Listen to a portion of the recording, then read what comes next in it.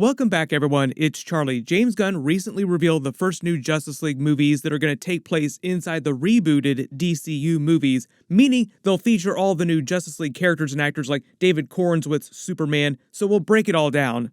There are actually a couple Justice League movies happening this year, but I'm mostly talking about like the brand new DCU Justice League movies. I'll explain all of them during the video though. We also found out about this new Justice League movie when we were in the middle of finding out about a new Batman Beyond movie, so I'll talk about that later in the video too, because it does sound pretty cool. Like, hell yes, do more Batman Beyond.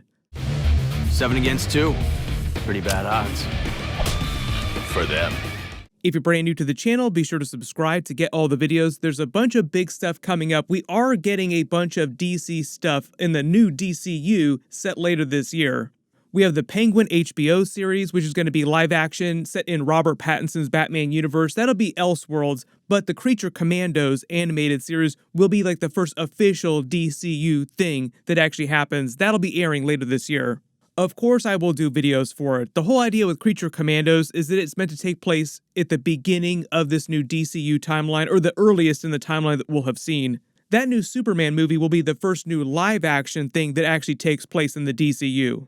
But part of the idea here, and this will get into the new Justice League movies too, is that everybody in the new DCU movies, like James Gunn's rebooted universe, are meant to play the characters whether it's in live action or in animation, the same way that Marvel has been doing recently with its Disney Plus TV shows, with all the movie actors coming back to play their characters on the TV shows, and most of them in animation, like on the What If series.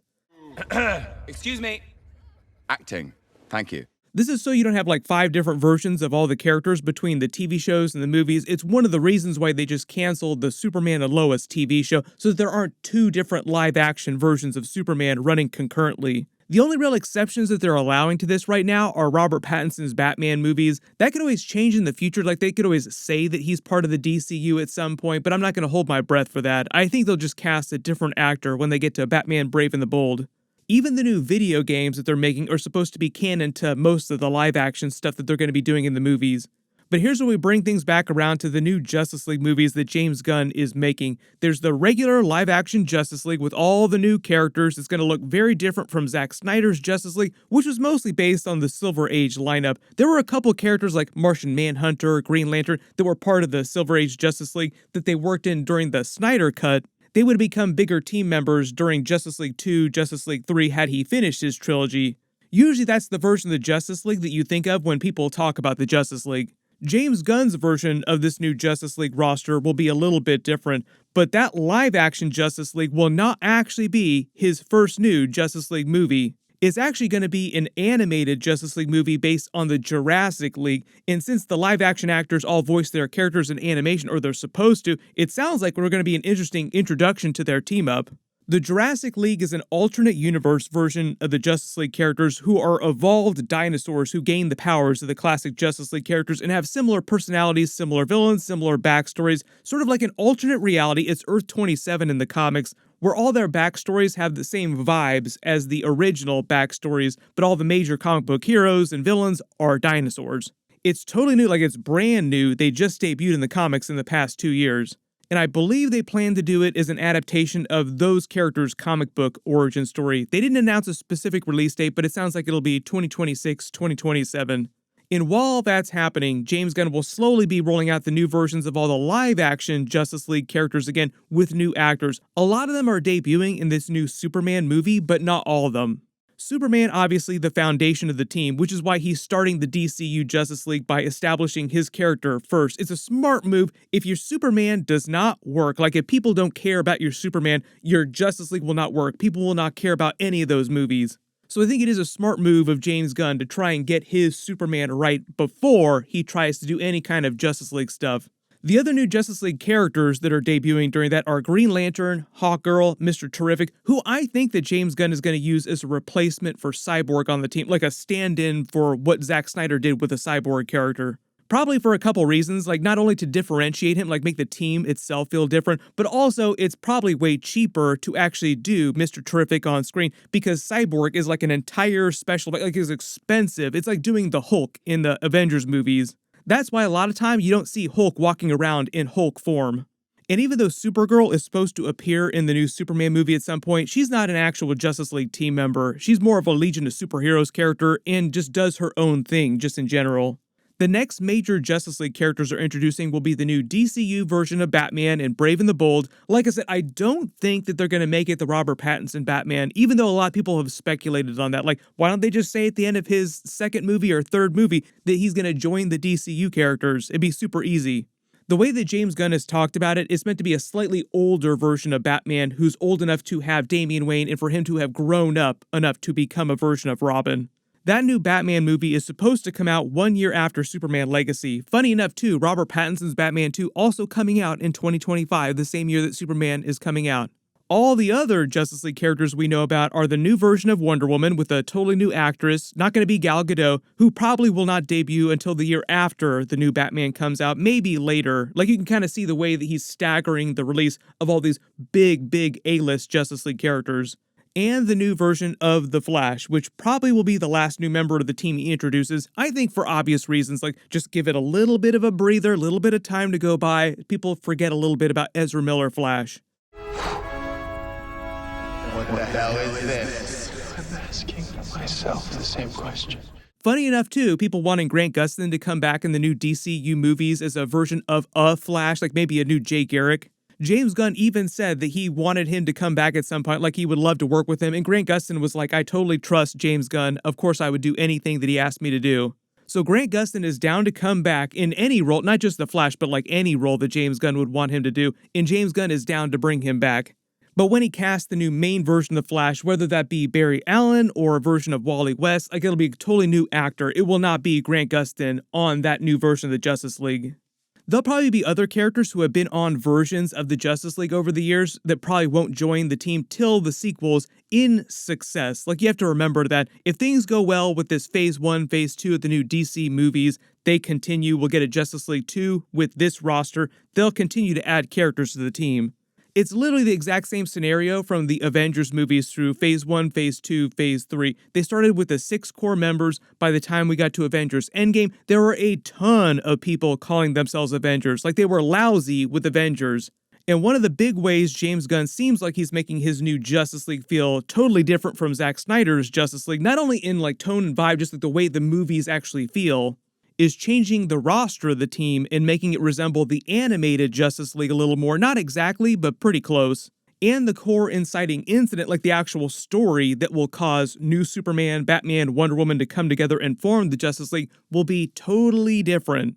And it sounds like it's going to have something to do with the new plot that they're setting up on the Green Lantern HBO series that they're making right now. The brand new Superman movie is mostly meant to establish all the new characters and give you a vibe for what the universe is going to be like. Maybe there'll be a post-credit scene with some teasers in the movie to the larger plot threads, like a Nick Fury Avengers post-credit scene with the first Iron Man movie. Superman, did you think you were the only superhero out there? You're part of a larger world. I'm here to talk to you about the Justice League Initiative.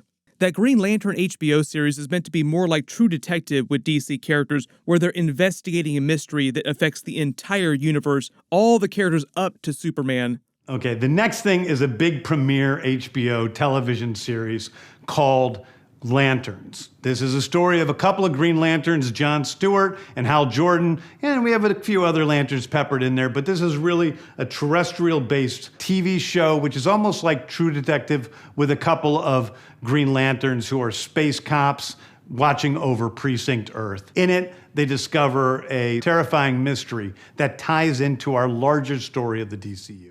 Whatever the problem is that they're learning about during that will probably be part of the reason why the new Justice League forms. They uncover some epic threat that requires a Justice League. A lot of you know asking, what are they going to do for the actual story of the new Justice League movies? The first live-action one will probably swerve on the characters and story that Zack Snyder already did, just to be totally different. Like, the great threat to Earth probably will not involve Darkseid and the forces of Apocalypse. It won't have anything to do with the Mother Boxes or Jack Kirby's Fourth World characters like the New Gods, but we will probably eventually see some of the Fourth World characters show up in the DC movies. Really good example of that is that Supergirl, Woman of Tomorrow, that movie is going to be a space-based movie, so there'll be space-based stuff happening. But I think the new Justice League movie is actually going to start with a more Earth-based threat, and my assumption is that Lex Luthor will have a bigger part in it, even if he himself is not the main villain of that movie. Just based on what Nicholas Hoult and James Gunn have said about his new Lex, is they'll develop his character a little more in the vibe of Michael Rosenbaum's Lex Luthor from Smallville. Nicholas, That's that guy. you worked with Clint Eastwood. I did. I'm excited to have you on the podcast today. It's going to be a great time. Thank you for having me. And Very excited. congratulations on Lex Luthor. Thank you. Happy to be here with you. All right. Where he doesn't start out being evil or the main villain, he doesn't start out hating Superman, wanting him dead, doing all kinds of psychotic stuff. Jesse Eisenberg's Lex Luthor kind of skipped that and went straight to huge villain right away in Batman v Superman. There are a lot of things that they skipped in the original version of them putting the Justice League together. And while they're working on all the new live-action Justice League stuff, they're also in the middle of releasing the new Justice League Crisis on Infinite Earths movies this year. Multiple movies, count them. There are 3 parts. They're about to release part 2. Part 3 is supposed to come out later this year.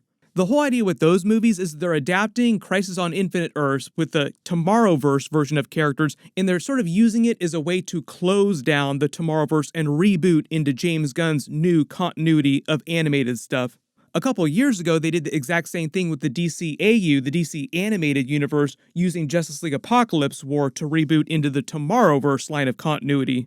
The actress who plays Supergirl during the Tomorrowverse movies, the animated movies, even auditioned for the new live-action Supergirl. She lost out to Millie Alcock, so it sounds like Millie Alcock was just a better actress in general. But that would have been funny, like her playing the old animated version of Supergirl to playing the new live-action version. All those Crisis on Infinite Earths movies, though, will not be canon to the brand new stuff.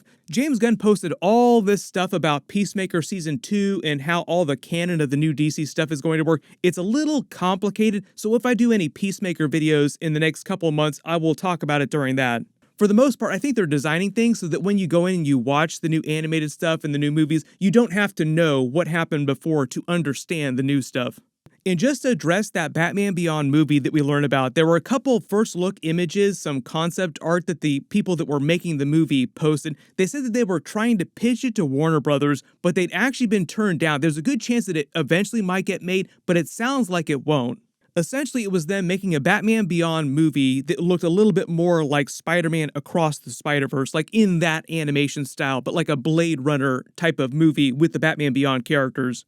The only reason why they would tell them, no, you can't make this, even though it does look really, really cool, is probably just because they don't want a ton of different versions of Batman beyond what they already have planned coming up in the movies.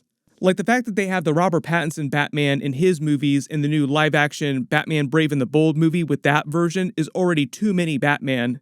Usually the silver lining with stuff like this, though, is that there was a really solid idea that isn't right for right now. They can just do it eventually at some point. So like they can always just put it on a shelf and just dust it off when it is the right time to do it. You want to get nuts? Let's get nuts. They were even going to make a live-action Batman Beyond movie with Michael Keaton's Batman. Like there were all those Oscars jokes in the last couple of days with Danny DeVito and Arnold Schwarzenegger joking about their Batman movies with Michael Keaton, even though Arnold Schwarzenegger technically fought George Clooney. Michael Keaton was asked about it recently. He said, never say never. So there is always a chance. But because they've started shooting the new Superman movie, we started getting some footage from the sets. If anything really cool winds up releasing, of course I will do videos for it. Or if you have any big questions about what's going on with the new characters, just leave them in the comments below and I'll add them to my bonus videos. Really big reminder too, Invincible Season 2 episodes start again this week. I'll be doing videos for all of them, and X-Men 97 episodes start next week. Of course, I'll be doing videos for that too. Be sure to enable alerts for my channel so you don't miss any of those. Everybody click here to learn about Grant Gustin coming back in the new DC movies, and click here to learn about Tobey Maguire's Spider-Man coming back. Thank you so much for watching, and I'll see you guys in the next one.